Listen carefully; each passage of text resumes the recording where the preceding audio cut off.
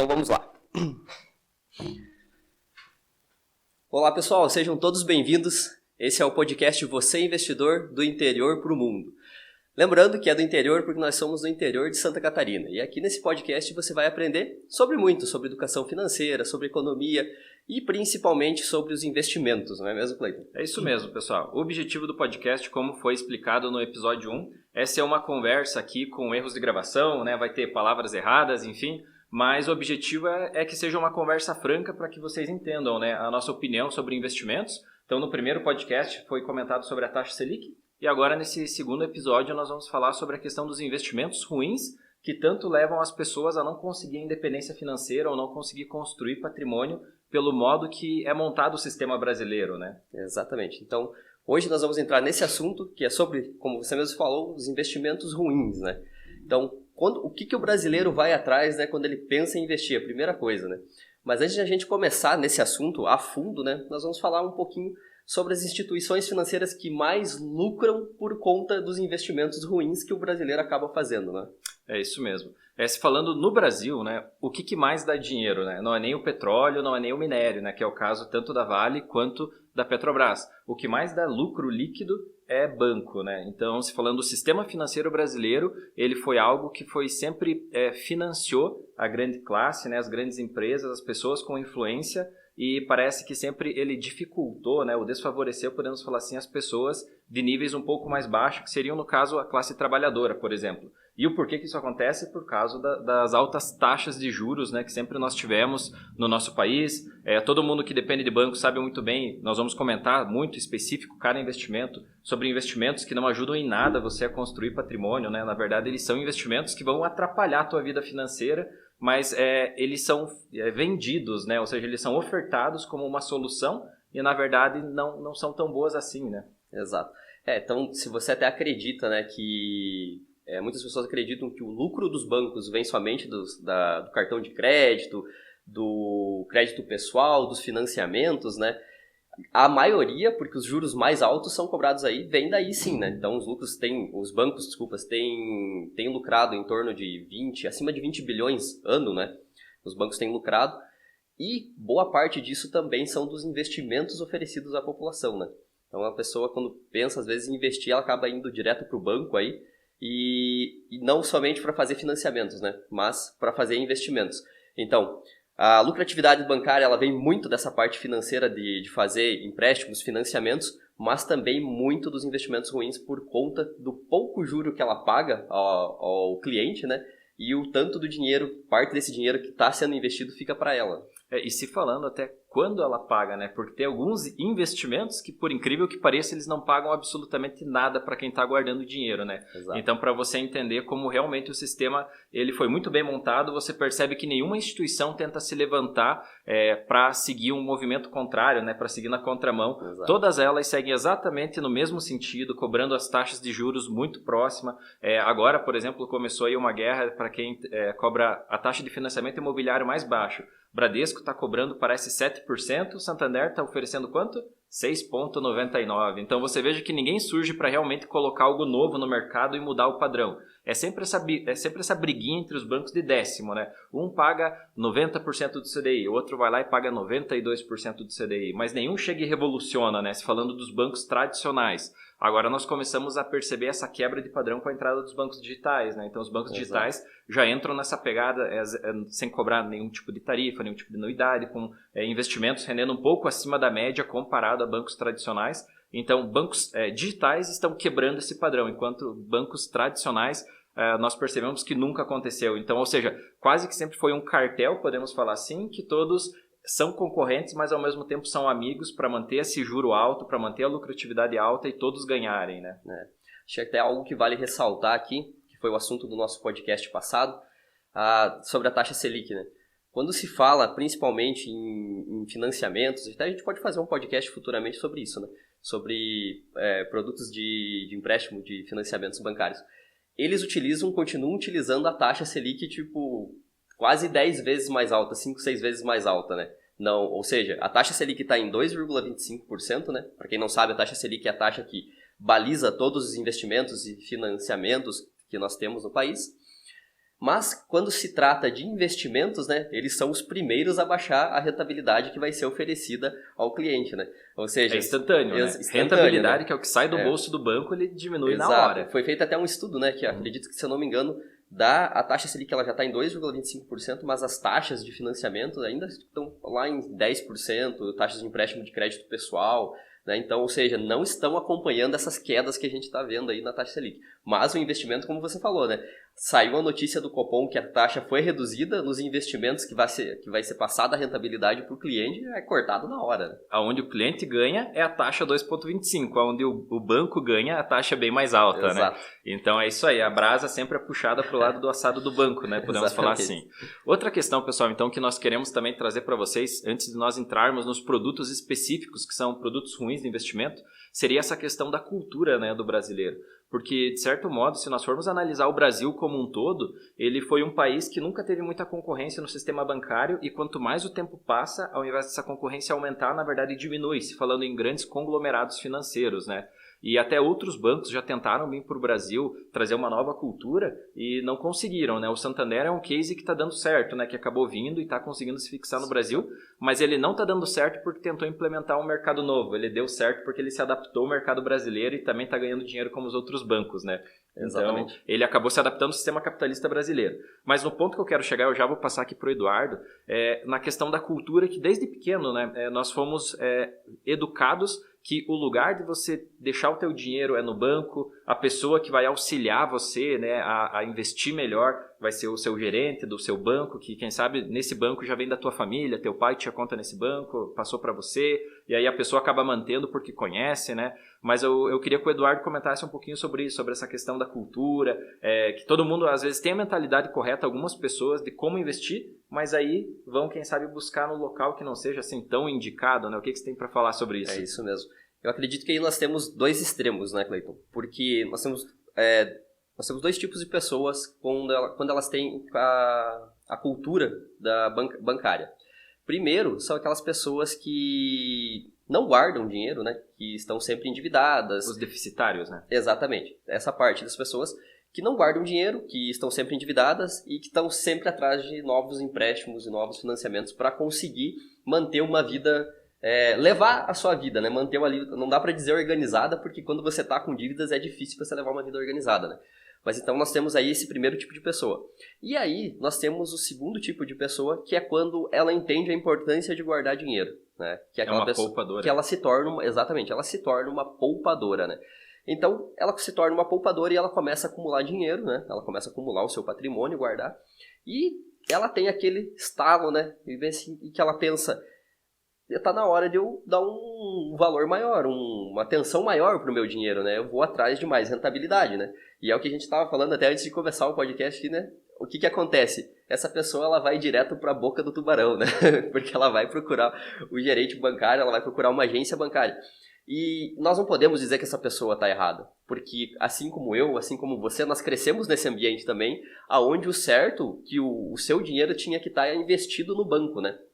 Então, você aprende que você tem que guardar o seu dinheiro na poupança e quando você quer se tornar um investidor, você vai lá e fala com o seu gerente, né? Para saber as melhores opções do mercado para colocar o seu dinheiro, né? E aí mora um grande perigo, né? Exato. Os bancos, podemos falar que até então, principalmente até os últimos 5 anos, até 2015, praticamente que os bancos eram considerados o Google dos investimentos, né? Ou seja, se você queria buscar alguma coisa diferenciada, algum fundo, alguma modo de melhorar a rentabilidade do seu dinheiro, a primeira coisa que vinha na tua cabeça era ir sentar e tomar um café com o gerente e conversar.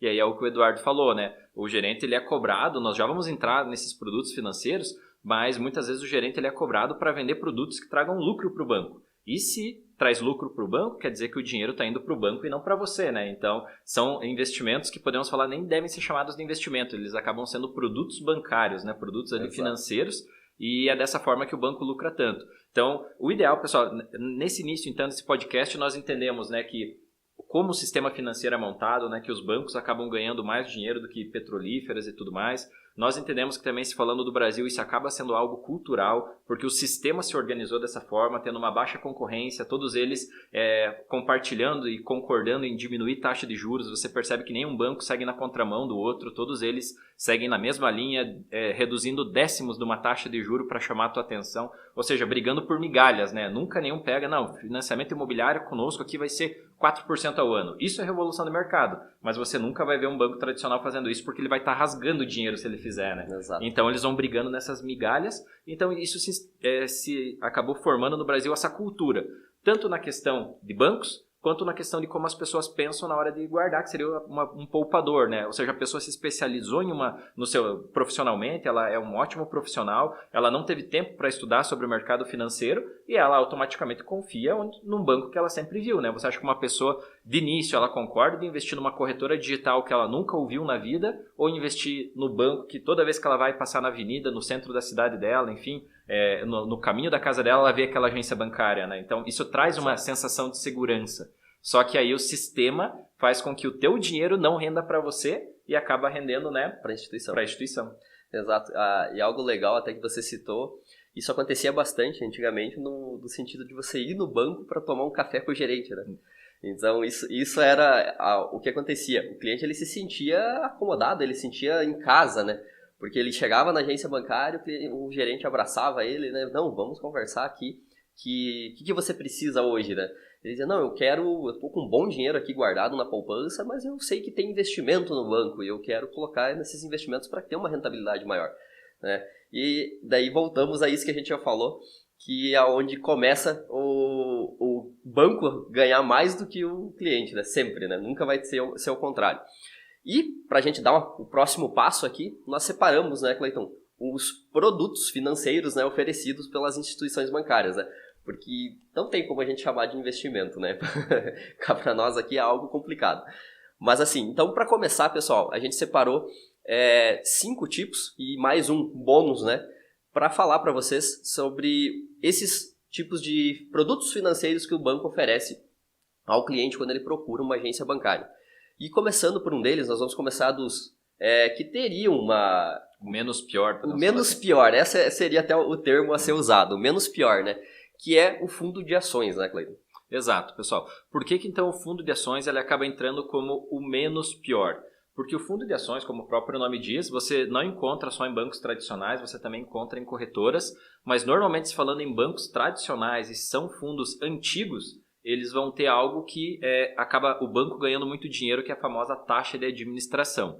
Como o objetivo de você investir em ações é você investir no longo prazo, no momento que você aceita pagar uma taxa de administração alta, que é normal esses fundos em bancos tradicionais trabalharem na casa do 1,5%, 2%, até 2,5% ao ano de taxa de administração, lembrando que 2,5% é mais do que a nossa taxa Selic, né? Ou seja, e você colocar essa taxa ao longo de 5, 10, 15, 20 anos, no longo prazo, você vai perceber que você deixou de construir patrimônio e você dividiu o lucro com o banco, né? Sabendo que se realmente você vai investir com foco nas ações no longo prazo, é muito mais correto você ir comprar essa ação na veia, né? Você ir na bolsa e compra o ticket daquela ação, coloca na tua carteira e aí literalmente você é 100% você e a empresa que você comprou, né? E não esse intermediário que vai ficar tirando um pouquinho todos os anos do teu dinheiro. Então, o fundo nós já vamos entrar nos pontos, né, que o fundo de investimento em ação ele é ruim, mas o principal seria isso, seria a taxa de administração e normalmente essas taxas são maiores nos bancos tradicionais.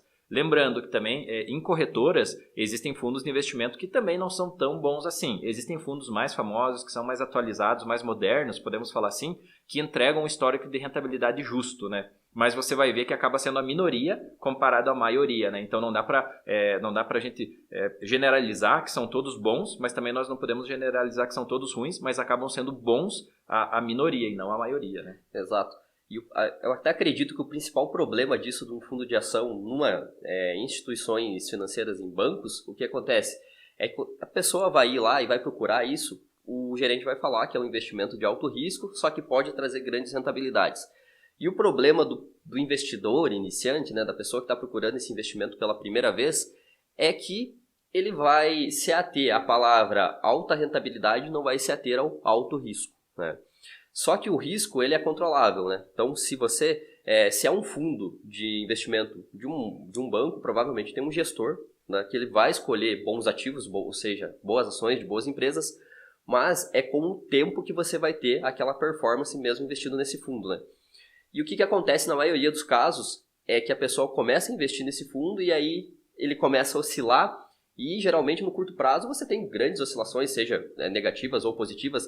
Então a pessoa vai lá ver um dia, eu tô rico, outro dia eu tô pobre, um dia eu tô rico, eu tô pobre, né? Tem esse... E a pessoa não entende, né, que aquilo são oscilações que estão acontecendo, né, num curto espaço de tempo, né, e que o foco tem que ser lá no longo prazo. O problema disso é o mesmo problema que investir em fundos por corretoras, né? Você não participa da lucratividade das empresas, né? Você só vai participar da rentabilidade. E aí, como você falou, quando você escolhe fundos de ações ainda por instituições bancárias, geralmente as taxas de performance e taxas de administração são bem mais altas. Né? É isso mesmo. E listando os motivos que tornam fundos de investimento em ações que não tornam ele bons investimentos, ótimos investimentos, nós podemos considerar primeiro, então, taxa de administração. Segundo, seria a taxa de performance. O terceiro seria o tempo que você vai demorar para ter acesso a esse dinheiro, que é a liquidez, né? Tem fundos de ações que demoram até 20 dias para você sacar teu dinheiro, sabendo que se você comprar ações direto na bolsa são 2 dias de liquidez, né? Enquanto num fundo pode chegar até 20 dias. E o porquê dessa demora? Porque o fundo, como ele tem vários cotistas, vários investidores, se todos eles entrarem solicitando resgate, o gestor, né, ele tem um tempo para programar esses resgates. Ele não precisa sair aí louco vendendo ações, ele programa nesses 20 dias para ele fazer o fluxo de caixa correto dos resgates do fundo. Mas perceba que, se você pedir agora, só daqui 20 dias você vai ver a cor do teu dinheiro. Então, esse é um ponto negativo, a liquidez. E sem contar também o IR, né? Porque no momento que você compra ações direto na bolsa, você tem a isenção de R$20 mil se você vender, né, pessoa física, menos do que 20 mil no mês. Enquanto no fundo de investimento em ações, qualquer valor sobre o lucro vai tributar 15%, né, a instituição vai fazer todo o processo lá de pagamento, mas você não tem essa isenção dos 20 mil, então você é penalizado nisso. Porque você buscou investir em ações, mas você não tem esse benefício de vender menos do que 20 mil, sendo isento de qualquer percentual de lucro. Se você ganhou 10%, 20%, 50% de lucro... Não tem isenção. Até 20 mil, direto na bolsa, você tem isenção. No fundo, é 15% sobre qualquer lucro, né? Sem isenção, exato. Então, esses são os pontos que nós gostaríamos de citar, né, a respeito dos fundos de ações. Ele é um investimento que um investimento que está disponível e é um investimento que também tem na corretora, né? Então é um investimento que você encontra tanto nas instituições bancárias como nas corretoras, né? Mas, exatamente como a gente falou aqui, se você não souber como ele funciona e principalmente indo através de uma instituição bancária, se você é um iniciante, não é uma boa opção, né? É uma opção bem ruim. É bem complicado. E indo para o nosso próximo investimento aqui, né? Nós temos o COI, né, Cleiton? O COI, que é algo que chegou primeiro nas corretoras, né? E começou com aquele, como é que eu posso dizer? Com aquela euforia, né? Dizendo que era o melhor investimento porque ele trazia um mix de renda fixa e renda variável, né? Você teria a exposição de ganhar dinheiro que a renda variável te proporciona e a segurança da renda fixa, né? Exato. Esse foi o jargão mais utilizado para vender COI em 2018, 2019, né? E agora ele também está chegando forte nas agências bancárias, né? E é algo que o bancário está adorando oferecer, né? Porque esse jargão não tem, né? Imagina você ganhar a rentabilidade das ações tendo a segurança da renda fixa. Perfeito. Você definiu muito bem o jargão usado para vender COI, né? Você ganha como renda variável, mas tem o risco de renda fixa. Ou seja, você tem segurança para ganhar dinheiro. E, pessoal, ele é um produto extremamente complexo quando você fala em COI, porque ele é um produto, na verdade, considerado pela tributação um produto de renda fixa, tá? COI é um produto de renda fixa. Mas você vai ver, eu já vi agências bancárias oferecendo COI de Netflix, por exemplo. Ou seja, não, você vai estar investindo na Netflix se você comprar um COI, mas não é bem assim que acontece. Porque quando o banco está dizendo que ele vai colocar num COI da Netflix, não significa que ele vai colocar todo esse dinheiro em ações da Netflix. Pelo contrário, significa que o COI ele vai ter uma data de vencimento e se a ação da Netflix estiver naquela data entre tal e tal valor, entre valor X e valor Y na data Z, por exemplo, se então fechar todas essas variáveis positivas, você ganha essa rentabilidade. Porém, se em todo esse universo que tem de chegar na data e ele não está nessa rentabilidade que o banco definiu, quem ganha essa lucratividade desse período? O banco. Você vai ganhar o teu capital só investido. Então é por isso que eles dizem, você vai ter a possibilidade de ganhar como renda variável se você acertar o olho da mosca, né? Se você errar o olho da mosca, aí você só ganha o teu capital investido e a rentabilidade quem fica é o banco. É quase que um jogo de sorte, né? Definindo e sintetizando o COI para o pessoal entender, mas é isso. Tem uma data para o strike, né? Uma data definida de vencimento. Exato. E ele precisa estar na rentabilidade entre X e Y. Se ele não está nessa data entre esses valores que o banco definiu, você ganha o capital investido e o banco embolsa aí essa rentabilidade por ter ficado com o teu dinheiro, né? Por esse período. E 2 pontos que vale ressaltar aqui dessa rentabilidade ainda ela é limitada, né? Então, se as ações se valorizaram acima do esperado, digamos assim, o COI ele vai oferecer 20%. Ele vai ter um limite, né? Ele tem um limite de rentabilidade. Aumentou 1000%, um exemplo. Você vai ganhar no máximo 30%, 40% daquela valorização. Né? Ele não... E tem um outro formato de COI também, esse que você citou, ele é aquele que protege o capital, né? Protege o capital. Protege o capital. E tem um outro formato de COI que também não protege nem o seu capital, né? Aí o que acontece? É oferecido mais rentabilidade ainda, né? Com mais uma esperança de uma rentabilidade maior ainda, mas aí você tem que cuidar que o seu patrimônio pode ser que ele venha oscilar e pode ser que você perca dinheiro.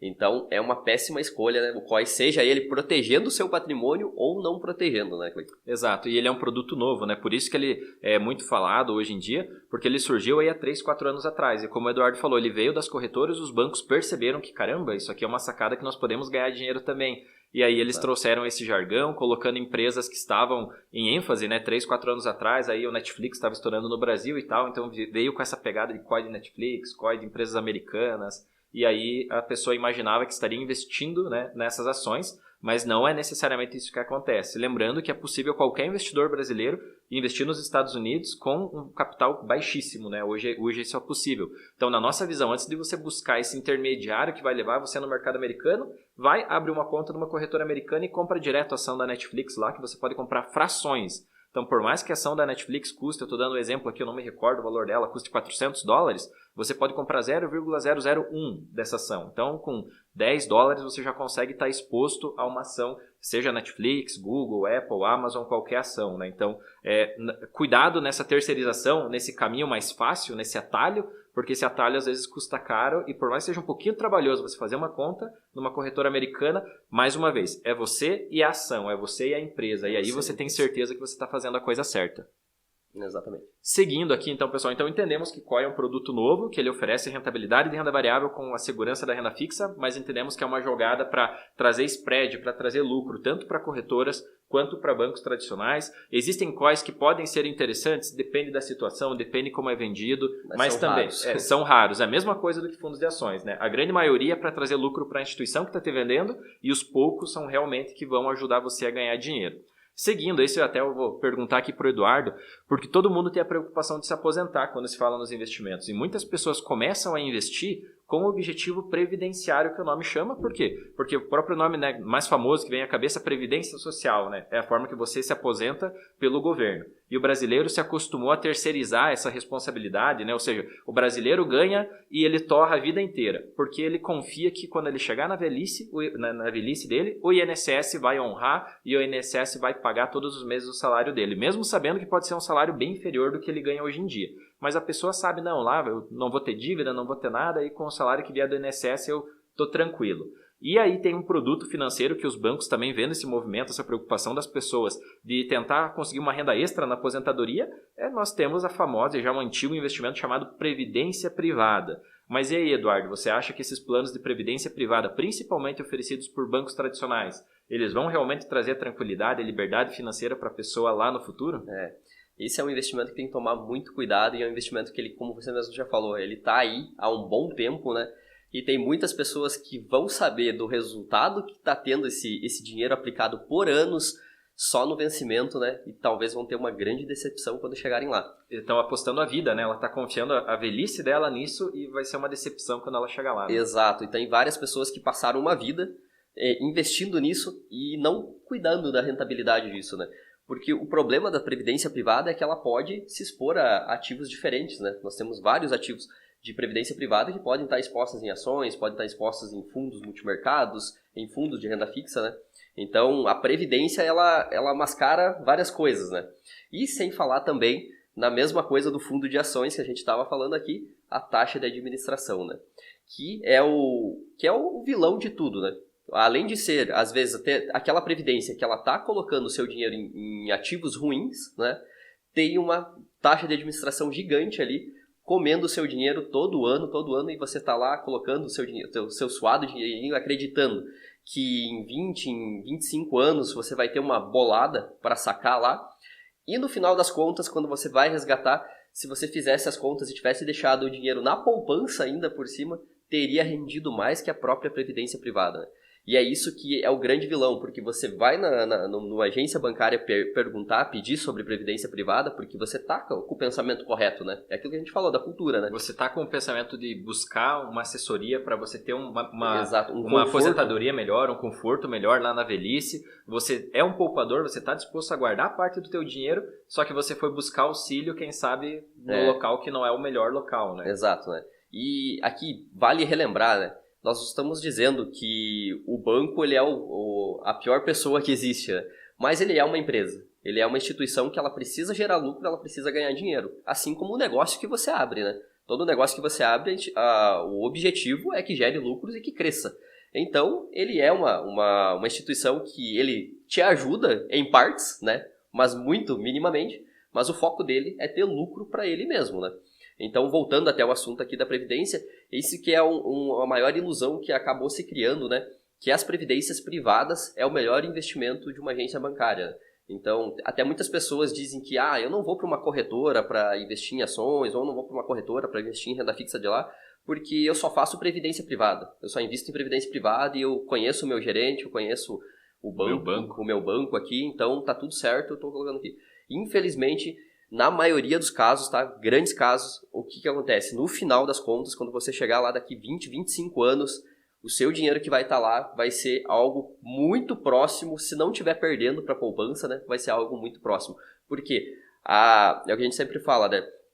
A folha que vem para você assinar da Previdência Privada tá lá que a rentabilidade é tal, mas geralmente a taxa de administração não é algo que é muito focado e falado para você, né? Exato. Até essa questão, lembrando que, como o Eduardo falou, existem vários planos de previdência privada, Exato. Existem vários planos para você programar até a tributação da previdência privada. Então, sim, alguns planos eles acabam ajudando a pessoa até a deduzir parte do imposto de renda dela e podem ser, sim, interessantes para essa pessoa, porque ela está montando uma previdência para ter um conforto no futuro e ela consegue aproveitar todos os anos, né, deduzindo esse valor do imposto de renda dela. Mas lembrando, não são todas as pessoas que fazem o modelo de declaração completo de imposto de renda. Então, ou seja, já acaba selecionando muito público que esse investimento acaba sendo realmente bom e que a pessoa vai ter incentivos fiscais, podemos chamar assim, para ela se aproveitar realmente 100% desse produto financeiro que seria a previdência privada. Então, nós não podemos fazer a exceção de algumas pessoas se tornar a regra para todo mundo, Exato. né? Então, ou seja, para algumas pessoas, planos de previdência podem ser muito bons, ela pode deduzir parte do imposto de renda dela,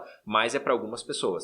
Para outras, como é vendido normalmente aquele plano de previdência que você começa com R$100 por mês, 150 por mês, que são planos baixinhos, né, de fácil acesso, esses planos eles têm, ainda mais falando em planos um pouco mais antigos, de 5 anos para trás, taxa de administração, ele pode ter taxa de performance, ele tem a questão da taxa de entrada do fundo, que é a taxa de carregamento, taxa de descarregamento, de saída, tem várias taxas envolvendo. Lógico, planos de previdência mais novos, eles não têm esses números, né? Eles acabam tendo uma taxa de administração um pouco mais atual e não tem taxa de entrada nem taxa de saída a partir de um período. Ficou 2 anos, ele não cobra, então eles estão se atualizando. Mas ainda assim, o exemplo de uma aluna nossa do treinamento Academia de Investidores, ela tinha um plano de previdência com um bom capital investido e que cobrava dela 2,5% ao ano de taxa de administração e era um fundo de previdência renda fixa, que naquele momento já estava rendendo a nossa nova taxa Selic de 2,25%. E como eu estava comentando, então a previdência privada dessa aluna do Academia de Investidores,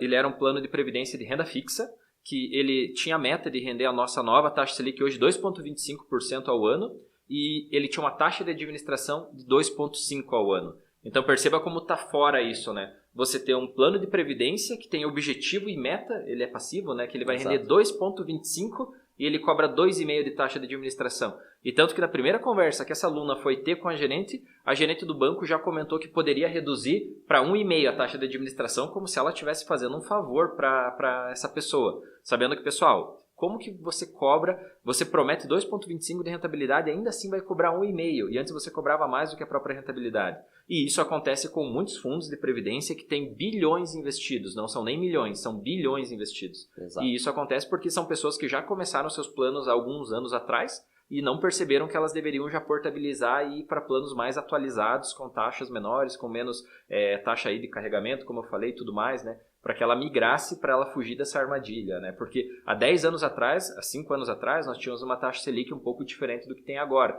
Então, essa diferença de investimentos de renda fixa nos últimos 5 anos tornou um investimento de 5 anos atrás parado no tempo, algo muito antigo, né? Algo que ficou, que não condiz mais com a nossa realidade. Então, essa pessoa, às vezes, tem que migrar esse investimento para ela fugir, né? Para ela, pelo menos, ter a rentabilidade básica que uma poupança vai ter, né? Nesse caso, essa aluna estava tendo uma rentabilidade inferior à poupança desde 2015 naquele plano de previdência. Ou seja, 5 anos, se ela tivesse, ao invés de estar pagando uma previdência privada, ela estivesse guardando na poupança, ela estaria ganhando mais dinheiro do que na previdência que ela estava. O que vale até frisar aqui e ressaltar algo que você acabou de falar. Esses planos mais antigos, o que acontece? Por exemplo, 2014, 2015 ali, nós estávamos, 2016, né? A nossa taxa Selic estava altíssima, né? Chegando a bater 14,25% ao ano, né? Qualquer investimento de renda fixa estava rendendo isso. E aí, as instituições financeiras, o que elas faziam? Elas ofereciam, né, essa rentabilidade aí, só que com uma taxa de administração de em torno de 4% ao ano. Só que, se você não for até a sua instituição reclamar disso, que para ver como isso tá, para ver se está tudo certo, o que acontece? A taxa Selic foi baixando, mas a taxa de administração que você assinou lá naquela época lá, que você contratou aquele plano, né? Ela foi ficando. E pode ser, tá? A gente não está dizendo aqui que toda a verdade é absoluta, né? Pode ser que até hoje, com 2,25% de rentabilidade, né? Porque vai acompanhando, você esteja pagando ainda 4% de administração. Isso. Quando chega num ponto, eles não deixam ficar tão escancarado. Eles acabam reduzindo. Eles diminuem, né? Eles diminuem. Mas nesse caso, ela estava, no caso dessa aluna, ainda assim, a taxa de administração era maior do que a taxa que estava proposta de rentabilidade do fundo, né? Exato. Então, claro que tem vários... a gente está falando aqui de um caso extremo, né? Que é muito raro de acontecer. Mas que é totalmente possível, da sua rentabilidade, ela está muito inferior do que era para ser contratada. Por quê? Porque a taxa Selic ela vem sendo corrigida, caindo, né? E as taxas de administração, provavelmente, ela não vem sendo corrigida na mesma velocidade, né? Isso mesmo. Beleza, pessoal. Então, né, previdência privada também liga muito o sinal de alerta. O nome é bonito, mas o objetivo, que nós sabemos, é trazer lucro para as instituições, porque elas têm várias formas de rentabilizar isso, né? Exato. Então, quem sabe vale a pena você ir para direto fazer investimentos, exemplo, o Tesouro Selic, o Tesouro IPCA, né, seria o mais indicado. Até como você citou antes, pessoas que entendem do benefício que uma previdência pode trazer, né, como o plano PGBL, né, Isso. Que tem essa redução do imposto de renda, vale a pena até ter esse investimento se ela entender como funciona, né, e provavelmente se ela souber escolher esse plano através de uma corretora, porque aí existem opções bem melhores e que mostram no que esse plano previdenciário vai estar fazendo seus investimentos, né? Exato. Pessoal, agora chegamos aqui num dos grandes vilões, que realmente é a grande maioria do dinheiro que é investido nos bancos tradicionais, que são fundos que têm um nome bonito, né? Fundo Onyx, Fundo Ruby, Fundo Gold, Platinum, Silver, são vários nomes que são dados a esses fundos. Diamond, Diamante, vários nomes. Mas enfim, são fundos de investimento em renda fixa dos bancos tradicionais. Então, se é um fundo passivo de renda fixa, ele vai ter o objetivo render a taxa Selic, que é 2,25%. Mas aí, acontece muito nesses fundos, porque nesses fundos ele é diferente de uma previdência que você pode sacar a qualquer momento, né? Ele é aquele fundo normalmente com resgate automático, né? Aquele que fica rendendo automático na tua conta, e se você ir no débito no final de semana no restaurante, você passa, ele deduz automático daquele fundo. Em resumo, quanto mais facilidades você tem em acessar esses fundos de investimento, normalmente pior investimento ele é. E até eu vou passar a palavra aqui para o Eduardo para ele dar a opinião dele sobre os fundos de investimento de renda fixa, né, que é os fundos DI dos bancos tradicionais. Exato. O que você acha disso? Então, falando desse tipo de fundo, em relação à previdência privada pode ter vários tipos de fundos de investimento dentro dela, né? Então, pode investir em vários mercados, em vários ativos. Já o fundo de renda fixa, ele é o mais vendido para o cliente, por quê? Porque ele demonstra segurança, né? Então, o cliente vai colocar o seu dinheiro ali com a promessa de render mais do que a poupança, né? É claro, com essa promessa. E com 100% de proteção, né? E outra coisa que vale citar, como você falou, a liquidez é bem baixa também, né? Então, tem prazos para você deixar o seu dinheiro ali, ou se não... É bem alta, né, a liquidez. Exato. Desculpa, falei o contrário. A liquidez é bem alta, né? Porque, como você mesmo citou, você pode deixar o dinheiro na conta e ele ser automaticamente investido no fundo, né? E aí mora novamente os vilões, né, da taxa de administração altíssima, né? Porque o fundo vai acompanhar a Selic, ou talvez nem acompanhe a Selic, né? Porque o mais tradicional de quando você vai em agências tradicionais, em bancos tradicionais, o que acontece? Esses fundos pagarem 80%, 85% do CDI, né? Ou seja, 80%, 85% da taxa Selic. Então, nem a taxa básica de juros da economia que já está baixa não está rendendo para você. E ainda tem aquela famosa administraçãozinha ali que vai também para o banco, né? Exato. E como ele é um investimento, como nós falamos, ele tem um nome bonito, você tem um fácil acesso, ele é muito ofertado, muito comercializado, né, muito vendido, e ele acaba sendo, podemos falar assim, desses investimentos que nós falamos, quem sabe um investimento mais popular, né, que as pessoas colocam, Exato. porque ele tem essa característica de investimento, ele é um fundo de investimento, ele traz no nome isso, né, e para as pessoas que não têm o conhecimento, elas acabam entrando nesses fundos, porque é como se ele fosse uma poupança melhorada, mas na real a rentabilidade dele é inferior do que a poupança, porque fundos de investimento DI, eles têm a alíquota de imposto de renda regressiva, né? Começa em 22,5% e vem reduzindo, depois de 2 anos ele é 15%.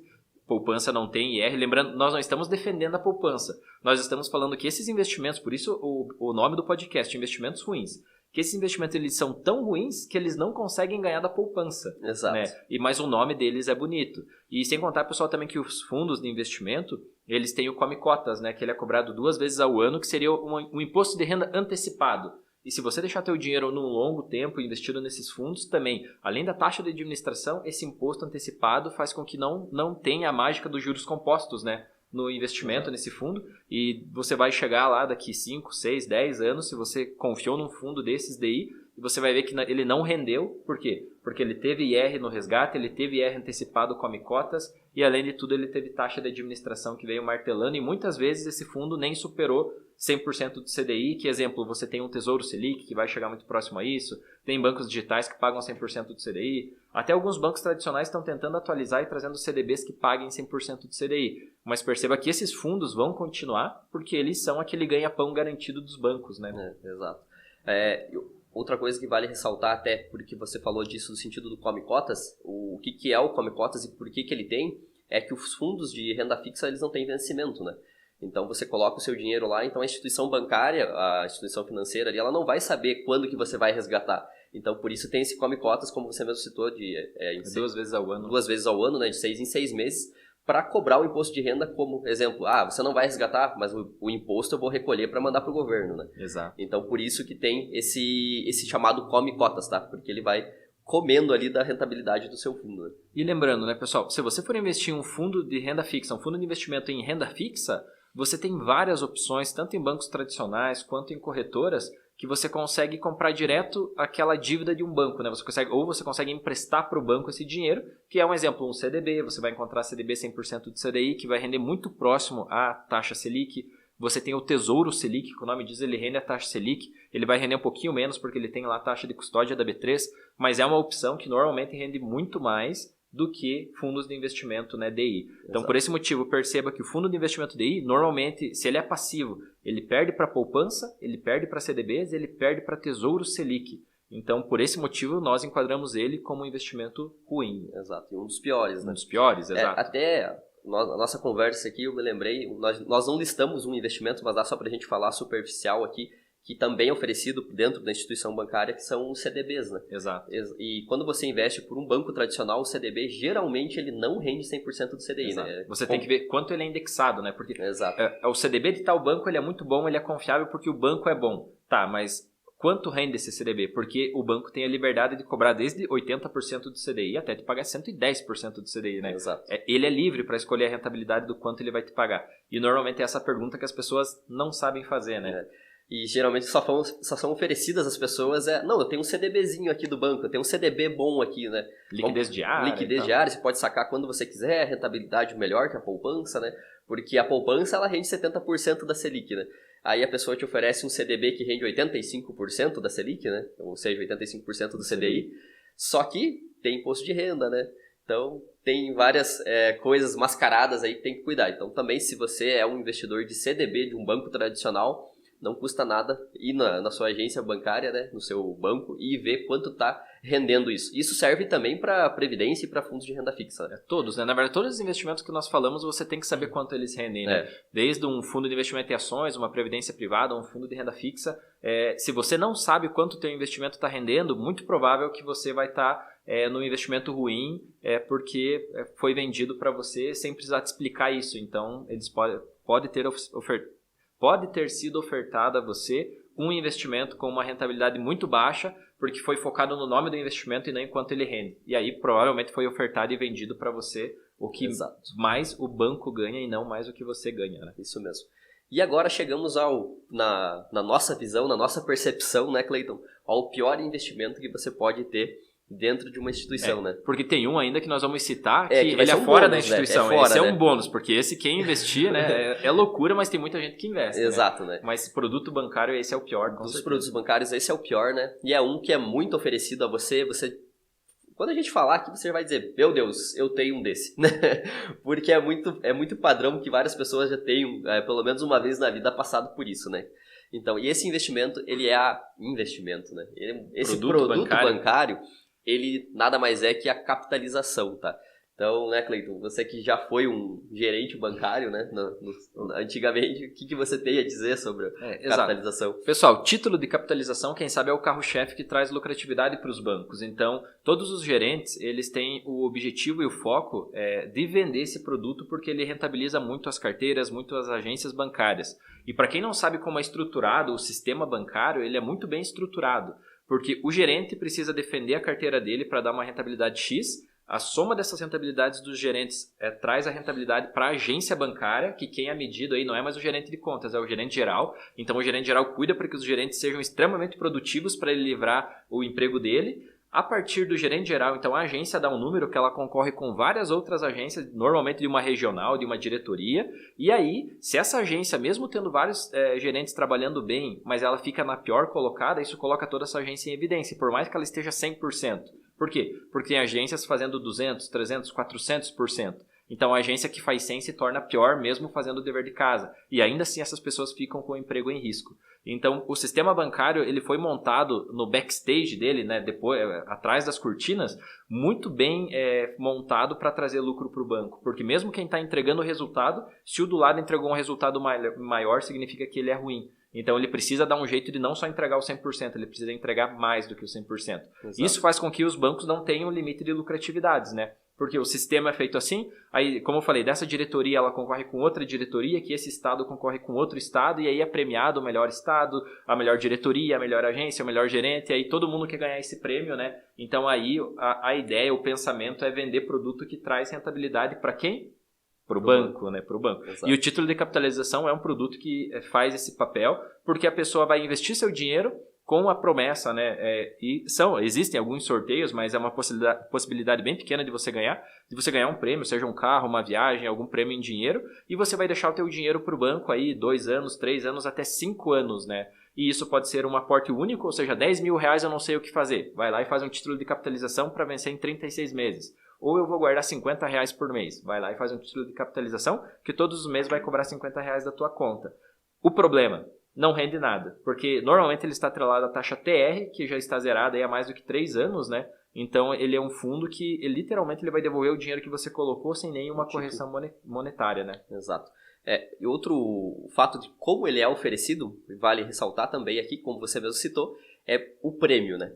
Que ele tem um prêmio. Então, acho que para a maioria das pessoas, ele é oferecido da seguinte forma. Olha, eu tenho uma capitalização aqui. Se você é uma pessoa que tem dificuldade de guardar dinheiro, a gente pode gerar aqui várias prestações para você, né? Imagina que você está pagando um carro que no final o dinheiro volta para você. Eu já vi esse merchan, esse marketing ser usado, né?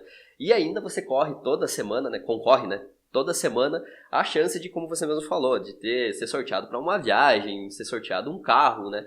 Então, acho que isso é muitas vezes oferecido e a pessoa acaba entrando na tentação daquilo porque, eu não consigo guardar dinheiro, eu não consigo ir lá na poupança e colocar dinheiro todos os meses. Agora, se eu tiver um boleto para pagar, se eu tiver uma prestação, eu pago, né? E isso é oferecido e as pessoas acreditam que isso é algo vantajoso. Só que elas estão lá pagando, né, todos os meses, né, porque elas fazem um título de capitalização lá de um determinado valor e quando terminar, elas recebem todo o dinheiro de volta. Então isso motiva elas ficam felizes porque elas têm aquela obrigação de pagar, né? Para lá no final resgatar. Só que o problema, vai resgatar sem nada de rentabilidade, como você mesmo citou, não está atrelada a TR, que já está zerada desde agosto, 2017. De setembro de 2017, né? Então é zero, não está protegendo da inflação.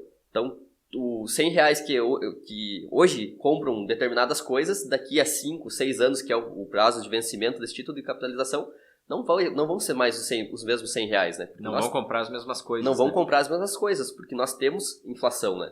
Então, só que a pessoa acaba iludida por isso e acaba investindo nisso. Só que é de longe o pior tipo de investimento que tem de produto bancário para você alocar o seu dinheiro, né? Isso que a gente não entrou ainda no quesito, que é se a pessoa se arrepender na metade do caminho e quiser... Não, parei. Vamos dar um exemplo aqui hoje. A gente já troca a bateria, vou concluir aqui. Mas dando um exemplo aqui. A pessoa decidir hoje, tá vendo esse podcast, ouvindo esse podcast aqui, e decide, quero sair da capitalização. O que vai acontecer? Ela vai pagar altas taxas, né? Bom, pessoal, a gente vai interromper de novo aqui, porque agora a bateria da câmera nós temos que trocar, e a gente já retorna de novo com a gravação. Show? Show.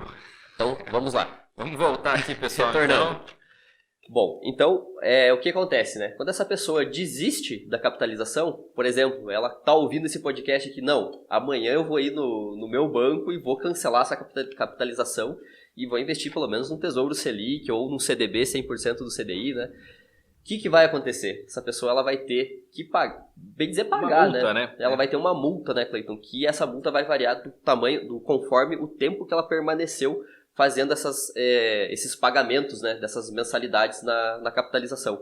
É isso aí. Normalmente, se a pessoa resgatar até um ano, ela vai só receber 50% do capital investido. Se ela for mais ou menos de 1 ano a 2 anos, ela vai receber 70%. Enfim, esse valor da multa vai diminuindo quanto mais tempo ela fica. Mas lembrando, quanto mais tempo essa pessoa fica no título de capitalização, mais ela está sendo, podemos falar assim, maltratada pelo poder da inflação, porque o dinheiro dela não está sendo corrigido. E se ela resgata antes para colocar no investimento melhor, o banco vai pegar metade desse recurso dela, né? Então, ou seja, é aquele negócio, para você não levar uma chibatada por mês, eu te dou 2 chibatadas agora, né? Então, não tem nada de conversa de amigo aí. Ele é um investimento péssimo, né? Não é investimento, é um produto bancário, que o objetivo é que você dê o teu dinheiro para o banco e o banco te devolve no final, sem nenhum rendimento, e você só concorreu a um prêmio. Em resumo, é isso. Mas você não teve ganho real, e lembrando que é impossível você construir patrimônio fazendo um título de capitalização. Exato. Porque por mais que você acumule 5 mil reais, a inflação esse valor deveria estar valendo seus 5.500, 5.600 para você ter o mesmo poder de compra, né? Mas você só vai receber o valor que você guardou, né? Desde não tem nada de juros compostos, né? Nada de juro composto, e ainda tem multa se você fazer resgate antecipado. Então, péssimo investimento. Falando de produtos bancários, esse é o pior, né? Título de capitalização, que é muito ofertado. E agora nós vamos falar de um produto que ele não é um produto, ele é uma promessa mirabolante. É uma promessa mirabolante de você ganhar dinheiro rápido. E o problema é que, com o passar do tempo, acontecem esses movimentos, as pessoas acreditam, muitas pessoas perdem dinheiro e depois fica 1 ou 2 anos sem nada disso, acalma o mercado e aí começam a surgir tudo de novo. É um ciclo que sempre se repete, né? Ele tem um ciclo de calmaria e depois surgem essas novas propostas que dobram o capital das pessoas em 3 meses, em 6 meses. E se você colocar 50 mil reais, você ganha mais. E se você conseguir trazer pessoas para fazer parte da tua equipe, você pode se tornar um milionário aí num curto prazo. Pessoas começam a aparecer com carrão, andando com dinheiro no bolso, tirando foto, né, viajando para o exterior. E do que eu estou falando será aqui? Vou falar o nome técnico aqui para ver se alguém conhece, que é o famoso esquema Ponzi, né? Exato. Esse é o primeiro nome que originou a tradicional pirâmide financeira, né? Que a gente vê muito aí, só que é aquele negócio, muitas pessoas elas criticam, né, falam mal da pirâmide financeira, até que elas começam a participar de uma sem saber que estão nela, né? Exato, sem saber que é uma pirâmide financeira. Exato, né? E aí começa aquela guerra, né, porque, não, isso não é pirâmide, né? A pessoa, ela compra a ideia de um jeito, né, e ela acredita tanto que aquilo é real, que ela se cega, né? E esquece que aquilo não é um esqueminha, né? Que aquilo realmente existe, aquilo é real e que ela vai conseguir ganhar muito dinheiro. Né? E durante vários anos a gente viu muita coisa, né? Pessoas que não caíram na primeira, mas caíram na segunda, ou pessoas que caíram na primeira, daí folgou a segunda, mas daí caíram na terceira, né? Todo ano elas vão surgindo com promessas diferentes, né? Atreladas a coisas diferentes, né? Então aí, quem nunca ouviu falar ficou muito famosa, né? Telex Free, né? Exato. Que era a respeito de... você fazer propagandas na internet, né? Você entrava num site, você fazia algumas propagandas, você tinha uma meta diária para fazer, e aí você ganhava dinheiro, né? Trazendo mais pessoas, você ganhava dinheiro mensal, de uma forma mensal, algo do tipo, e era em dólar. E tinha muitas pessoas que ela durou um bom tempo, essa empresa Telex Free, né? Então, algumas pessoas conseguiram ficar bastante tempo e isso chamou atenção, porque algumas pessoas perceberam que, pô, um amigo entrou há 3 meses atrás e já faz 3 meses que ele está ganhando dinheiro, né? Eu posso também ganhar dinheiro, é um dinheiro fácil. Mas para você entrar, você não entra só com a tua mão de obra, né? Você tem que entrar com dinheiro, né? Aí é um indício de ser uma pirâmide financeira, que ela só aceita você se você entrar com dinheiro, e existem até planos, né? Você começa um plano pequeno, um plano médio, um pacote de alto valor, né? Que aí você ganha dinheiro mais fácil ainda. É um indício de pirâmide financeira. Tem o pacote standard, né? Que você vai ganhar 500% de rentabilidade em tanto tempo. O pacote ouro, né? E o pacote premium, né? Que te promete 1000% em 6 meses, né? Ou até por último, de tão martelado que essas pirâmides estavam sendo, né? Elas prometiam dobrar o capital, né? Elas já não estavam mais com aquela rentabilidade gigante de 200%, 400%, né? Elas estavam prometendo dobrar o capital, né? Estavam mais, como é que eu posso dizer? Realistas. Um pouco menos agressivas, assim, da proposta, né?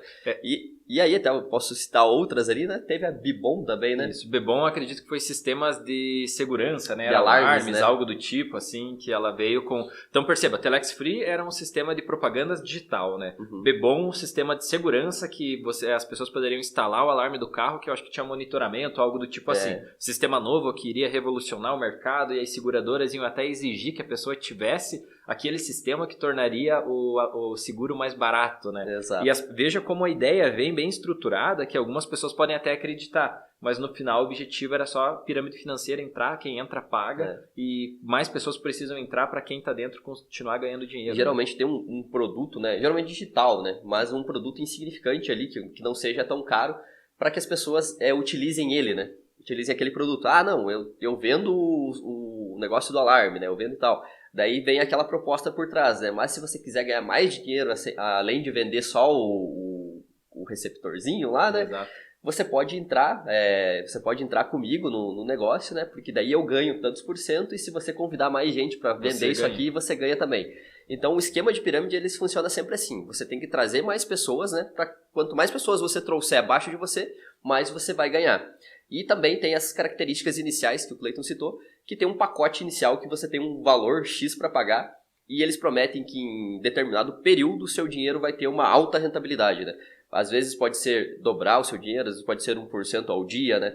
Então, rentabilidades de 1% ao dia, pessoal, já são coisas fora do normal, trazendo para a nossa realidade hoje de taxa Selic, né? Porque está 2,25% ao ano. Como que o investimento vai te prometer garantido, tá? Esse é um termo muito que você tem que tomar bastante cuidado, que é o garantido. Como que vai te garantir 1% ao dia? Porque na renda variável é possível você ter 1% ao dia, mas não garantido. Então pode ser que dias você tenha 2%, 3%, no outro você tenha menos 5%, menos 4%. Menos 50%. Menos 50%, né? Então a palavra garantido é que coloca um negócio que tem que acender a luz, né, na sua cabeça, né? O alerta, né? Como que vai me prometer 1% garantido? E entramos nas pirâmides mais famosas aí que passaram por nós há pouco tempo. Há pouco tempo. Quem sabe a mais famosa e que realmente várias pessoas perderam muito dinheiro foi a Unique Forex, né? A Unique Forex. Então, ela até era Unique Forex, depois só virou Unique, e ela veio mudando de nome de CNPJ porque, o Banco Central, a CVM vinha derrubando, né, essas instituições, e eles ressurgiam com o mesmo nome, mesma estrutura, e os vendedores, né, o pessoal que trabalhava para a empresa só migrava falando, não, agora ela é Unique, né? E acabavam trabalhando por mais um tempo. Essa, quem sabe, foi a que conseguiu, a última, agora mais recente, que durou mais tempo e também que mais pessoas perderam dinheiro, né? Porque toda pirâmide, pessoal, em algum momento ela vai quebrar, né? Porque a base da pirâmide é que sustenta quem está aí em cima. E no momento em que essa parte mais alta da pirâmide ela começa a ficar muito grande com muitas pessoas, o que acontece? Ela precisa colocar 1 milhão de pessoas por mês para dentro da pirâmide para ela conseguir se sustentar. E no momento que ela não consegue trazer essa quantidade de pessoas pagando esses pacotes, essas pessoas de cima não recebem o dinheiro. E aí começam os indícios que ela vai quebrar. Normalmente os primeiros indícios, os pagamentos que toda semana você sacava da corretora passam a ser 15 dias. De 15 dias eles pagam a ser mensal, né? De mensal passa a ser a cada 45 dias. Então, por quê? Porque começa a haver os atrasos também. Os atrasos, porque ela não tem caixa para pagar todo mundo, porque está entrando poucas pessoas. Esse é um indício que logo essa pirâmide vai quebrar, né? Ela não se sustenta, porque o pessoal começa o zum, que ela já está atrasando, aí o pessoal para de entrar nela.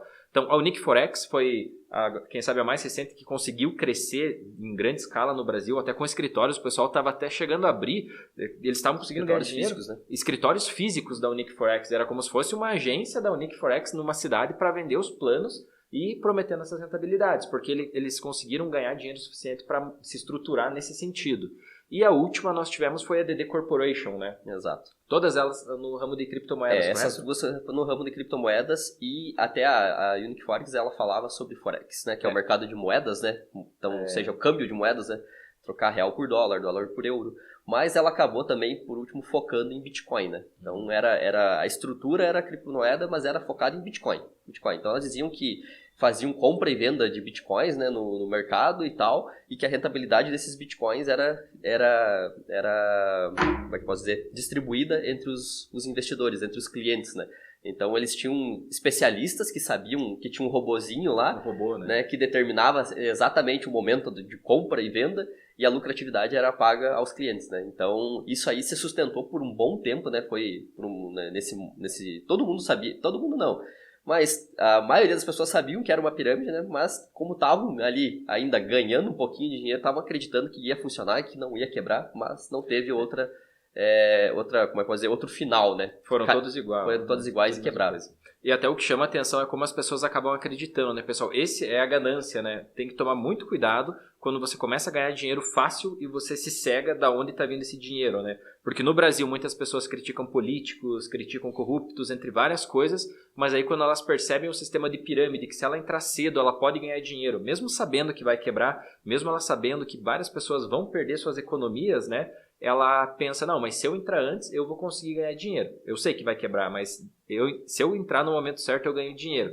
Uma pessoa que se cega por essa ganância e age com esse pensamento, ela não pode criticar nunca um político corrupto ou alguém que está desviando qualquer tipo de dinheiro público, porque ela tem o mesmo pensamento, ela só não tem a mesma condição, né? Ela não tem a possibilidade de fazer o que um político faz, mas no momento em que ela tem essa possibilidade de, se eu entrar antes de tal pessoa, eu ganho e ela perde, então eu entro para ganhar, ela se coloca no mesmo nível se torna uma pessoa corrupta, né? Se torna uma pessoa corrupta. Então aí vai muito da moral, né? Dos valores que você aprendeu com os teus pais, do que você acha certo ou errado, porque por mais que seja uma pirâmide financeira que começou ontem e que você saiba que se você entrar você vai ganhar dinheiro e quem sabe ela fique 6 meses e ela vai quebrar, é uma questão moral, isso não é nenhuma questão de inteligência financeira ou algo do tipo de você estar rasgando dinheiro. É moral, porque você sabe que lá na ponta vão ter pais de famílias, pessoas que não têm o mesmo conhecimento que você, que vão colocar todo o dinheiro da vida nisso e vão perder e vão se frustrar. E isso aconteceu porque muitas pessoas que têm o conhecimento entraram mais cedo com essa ideia. Eu ganho dinheiro, eu sei que vão perder, eu não perdendo, tá tudo certo.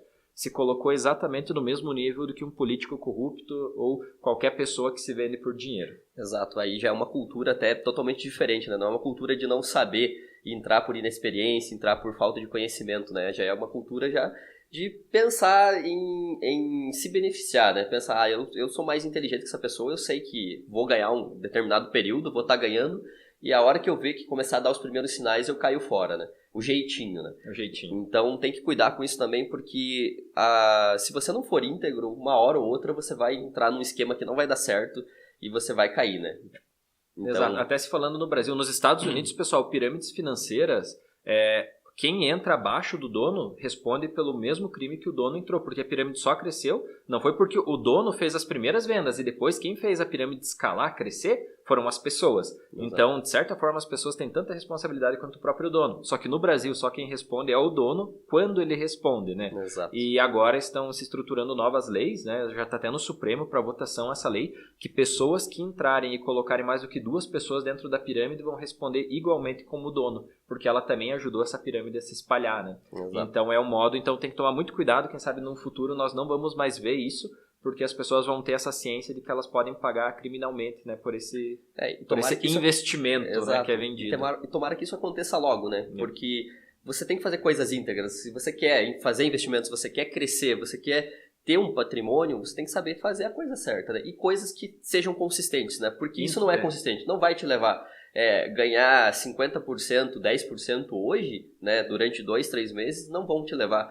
a construir um patrimônio que seja tranquilo para você, né? Exato. Então, e futuramente o que pode acontecer é que você errar o momento de sair disso daí e ainda acabar perdendo o capital dinheiro que você tem. Né? As pessoas é o pensamento, né? Elas querem correr 100 metros e não se preparam para correr uma maratona. E nos investimentos você tem que ter o pensamento de maratona, né? Você constrói patrimônio num longo período, porque aí você diminui os riscos. Mas as pessoas sempre querem achar o atalho para construir rápido e se expõem a esses riscos, né? A esses investimentos que não são investimentos, que já são considerados crimes, né? E isso pode ocasionar sérios problemas na vida financeira dela, sem contar, imagina você colocar aí a tua família dentro de uma pirâmide financeira, a tua família perder dinheiro, você pode perder amigos, familiares, pode ter vários problemas além do dinheiro, né? Então... Exatamente.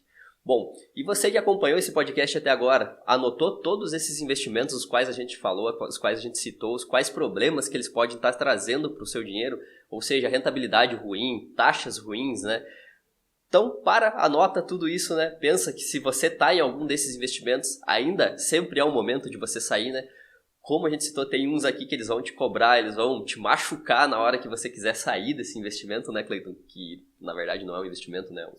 É um produto, né? Então, para pensar agora no que você tá com o seu dinheiro, tá? O seu dinheiro tá aplicado aonde, tá? Se ele está num desses investimentos que a gente citou aqui, né? Pode ser que você esteja aí dando, como é que eu posso dizer, o direcionamento incorreto para o seu dinheiro, né? E pode ser que você esteja perdendo dinheiro dia após dia, né? Exato. Relembrando os produtos, pessoal, fundos de investimento em ações, COI, previdência privada, fundos de renda fixa, capitalização e agora até então que nós sabemos não tem nenhuma pirâmide financeira ativa, né? Exato. Mas quem sabe daqui a alguns meses possam surgir outras pirâmides, então você já sabe, fica com o olho aberto. Mas se você está nesses produtos bancários que nós acabamos de citar, não deixa de ir na agência, você dá uma olhada qual é a rentabilidade e se você tem um plano de previdência que está rendendo abaixo do mercado, cuidado no resgatar, porque você pode fazer a portabilidade para não pagar o imposto de renda, né? Então a portabilidade faz mais sentido do que o saque para você não ser tributado. É isso mesmo. Então, pessoal, esse foi mais um podcast, tá? Ele vai ao ar no YouTube na segunda-feira e em breve ele já vai estar disponível nas plataformas de podcast, tá? Então você vai poder acompanhar ele pelo Spotify também, tá? Isso é bem breve mesmo, nós já estamos resolvendo isso. Mas segunda-feira você pode acompanhar ele já no YouTube. Não vai ter cortes, tá? Então você vai ver os mesmos erros, as mesmas erradas de palavras que nós temos aqui, tá? Você vai ver lá. Então, essa é a nossa intenção, trazer algo natural para vocês com a nossa opinião, tá? Sem mudar as coisas, sem fazer coisas diferentes, né? Então é isso, pessoal. Esse foi o podcast Você Investidor do Interior para o Mundo e nos vemos no próximo. Até a próxima, pessoal.